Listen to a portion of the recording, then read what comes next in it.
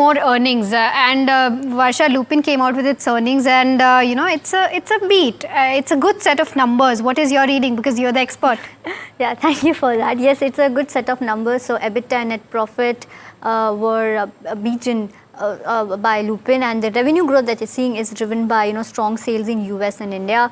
While US sales were up 24%, India sales were up 7.8%, and they've launched 5 brands across therapies in India. But to speak about more on numbers and what's the outlook going ahead, and of course what's the outlook when it comes to tariffs as well. We are here joined by Mr. Ramesh Swaminathan, who is ED and Global CFO of Lupin. Well, Mr. Swaminathan, welcome to the show, and it's always pleasure to have you. My first question to you would be about the US sales. If you see, they're up 24%. You've seen a robust growth there. What is the outlook for the US market for the rest of FY26, particularly, given the recent commentary by some peers about potential channel destocking due to tariff concerns? We continue to do well on the back of, in fact, a lot of good launches in recent times. So Tolvaptan was a recent launch, and obviously it's doing pretty well for us. It's a REMS product, and we will have exclusivity for a period of time. And Mirabegron that we launched last year continues to do well. Our respiratory portfolio, which is really Spiriva, Albuterol, Brovana, and Zopinex, they continue to do pretty well. So from our perspective, it is pretty good going out there in Americas. But it's not as though it's limited to the US alone. You're finding actually secular growth across other markets as well. We've done fairly well when it comes to the advanced markets of Europe, with in fact equally good launches out there in recent times. India, though of course the top line, is a little, lackluster, given the fact that there has been loss of exclusivities. And this should be seen on the back of, in fact, a loss of exclusivities of certain products. But when it comes to the mainstay, which is cardiovascular, diabetes, and respiratory, we continue to do well. And knocking off the impact of exclusivities, we are actually 1.4x of the market. So you have reason to be pretty happy about, in fact, our overall top line growth. Right. Now, I was actually about to ask you about the India business, which is up 7.8%. This was expected to do better. But what's the outlook for India business considering the pipeline that you have? No, so essentially we would do well, and our own target is close to 1.3, 1.4 times the market. And even in this particular quarter, we were to knock out certain, let's say, the loss of exclusivities on a few products in recent times. We've done fairly well. Essentially, we follow a 4-pronged strategy, more feet on the ground. Second is essentially looking at in-licensed products. A third is looking at, in fact, R&D from our own stable, and we have done this in recent times in terms of respiratory products, the first triple drug combination and the like. And fourthly, looking at M&A, as when the opportunity really presents itself. So this 4-pronged strategy would really help us to grow pretty well in India, and the focus is hugely on this. Right.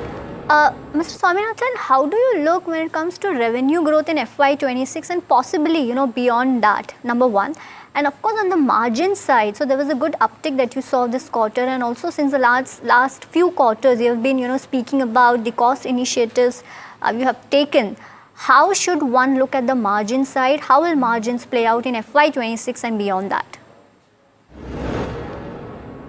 So clearly, the margin expansion is a function of, in fact, the top line buoyancy that we have exhibited across various geographies, and of course, particular emphasis on America, because it's of course one of the largest markets for us.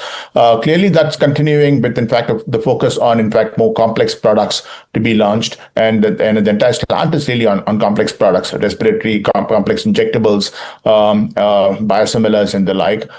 Clearly, that is helping our costs. But equally, this incessant focus on cost reduction, so every line of the P&L in terms of, you could see this gross margin expansion, which is really a function of top line buoyancy, as well as the fact that we have worked on a host of measures in terms of routes to synthesis, alternate vendor development, and the like. Equally, the focus on productivity across, the factories, the R&D, the sales force, the use of technology across, all of this have played a big role in bring up the margin expansion over the last several quarters. I would say close to about 13, 14 quarters on the trot. And this focus will obviously continue more with, in fact, the kind of products that you're bringing in and this incessant, focus on costs, equally using, a lot of measures like AI to kind of focus on this as well. Clearly, the future is exciting. We have been pretty prudent in the way we look at, guiding for the future in terms of margin expansion. We are a tad lower than the competition, but that's more because the fact that adjacencies are still evolving and the like. But clearly, we are looking forward to more exciting times. But any ballpark number for margins, if you can give, for FY26 and 27 as well? So we are looking at anywhere between 50 to 100 basis points vis-a-vis the last year. So 27, clearly because of certain products being phased out and the like, despite that, we do expect, in fact, the growth to be there. So margin expansion would continue. And this after taking into account a much expanded R&D outlay, so to speak, and that's been going up in absolute terms and as a percentage of sales. So this should be seen in the context of potentially that as well. Right. Mr. Swaminathan, so one of the growth levers that you spoke about was, focus on the novel drugs. With the MFN policy now, how should we look at the strategy going ahead? No, if your question is about actually tariffs, etc., it's still unraveling. So we really it's as of now kind of exempt. There is of course a 232 investigation report which is still pending and the like. There's of course a lot of apprehensions in terms of the kind of tariffs that he says that he would impose. So those are really the dark clouds. So one can't actually. But as you would appreciate. Generics is all about access to medicine, so, and clearly any step in bringing in tariffs, etc., would have an impact insofar as costs for the American population in a general sense. Sticking to the tariff, Mr. Swaminathan, because Trump said that he'll be, imposing tariffs next week. How flexible it is to set up new facilities in the US, because you do have 2 facilities in the US. So how are you looking when managing, supply chain, and are you looking to, set up more facilities?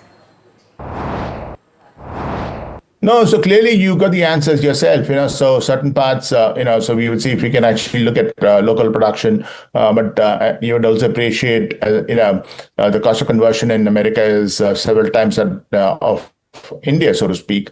There are products that we would potentially be looking at, passing on, the extra costs to the consumers and to the channel partners. And we are of course looking at a few other mitigation measures and so on if it ever comes to the crux. But as of now, I think there's more being spoken about than so far too many moving parts to really comment about. Right. Well, thank you, Mr. Swaminathan, for joining this conversation and answering all the questions, and all the best for the business. Well, that's all the time that we have on this show. Stay tuned to NDTV Profit.